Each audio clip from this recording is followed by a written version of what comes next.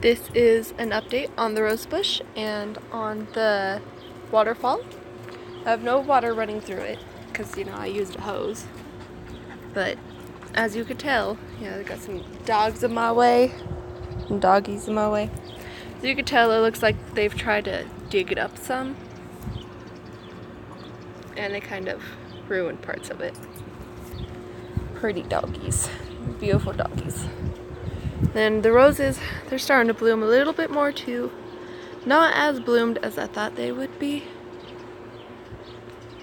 but that's okay. We could just wait a little while longer, another week or so, and this will be full of roses. And then our grapevine is starting to grow too. That's really good. It's really bright out here too. Gonna have to cut off all the dead ends and stuff and let the newer ones come through. Yeah.